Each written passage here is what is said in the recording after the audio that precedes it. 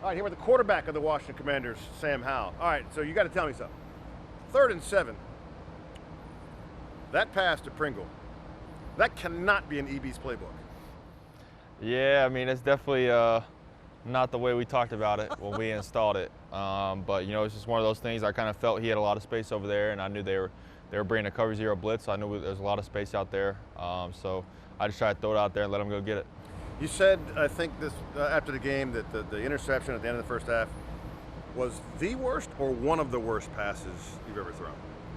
I mean, I got to think back to, you know, when I was like in elementary school to probably think of something that was worse than that. But yeah, definitely not a play I'm proud of. But you know, it is what it is, and you know, we'll move on from it. And just happy that we still were able to pull out the win. When did you know that you wanted to be a quarterback? Was it immediate? You played Little League ball and stuff in Carolina. Was it just then, or?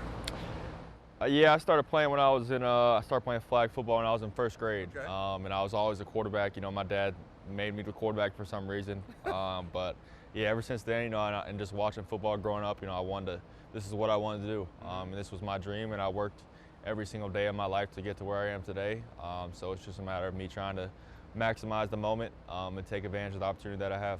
Growing up, who was the guy that you looked at? Who'd you want to be? I would say Drew Brees. Drew Okay. Brees, yeah, Drew Brees was my guy growing up, my favorite player. Just the way he played the game and just how good he was. And he wasn't the most gifted athlete, but you know, he got the job done and he did it so efficiently, and it was just fun to watch. You know, it's fun to watch you as well. You started that last game last year. What's for you? What's the aha? Everybody's got an aha moment in the NFL where you just go, "Oh, okay, this is different." What's that aha moment for you? Yeah, you mean good or bad? Good or bad? You know, where Yeah, you just go, "Holy crap!"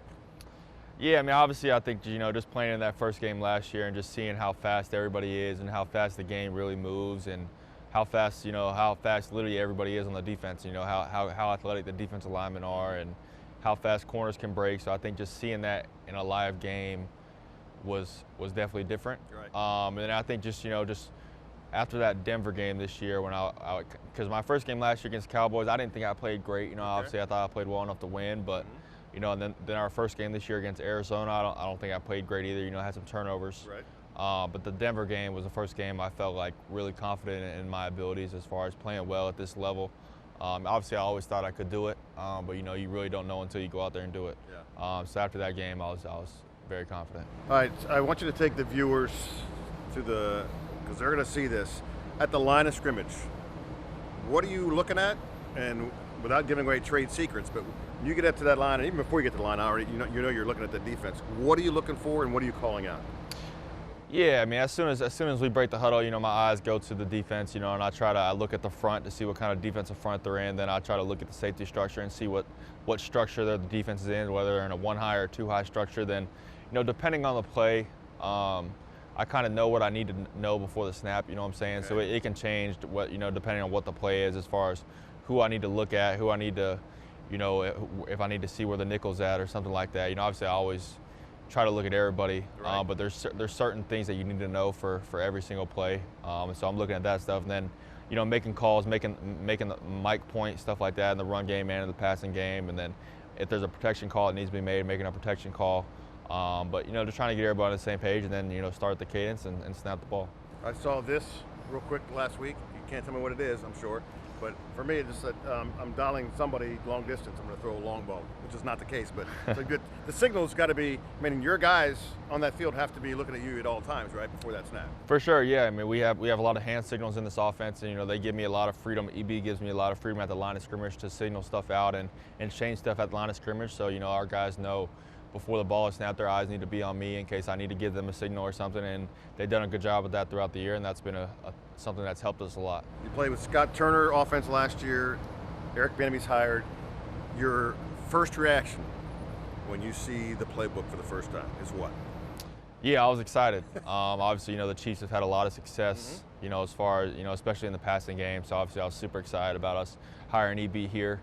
And then just seeing it on paper, you know, obviously you see the plays they make on film, and you see how Pat plays the game, and obviously, you know, he's always playing primetime games in the playoffs, Super Bowl, so you see a lot of Chiefs games.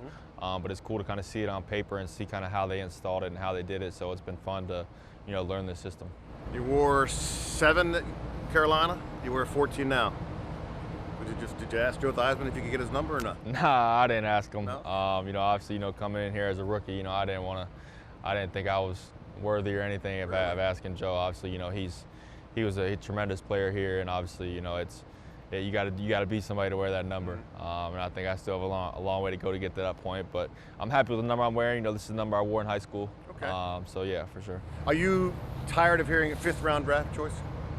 I don't really hear it a whole lot, No? but I really don't care about it.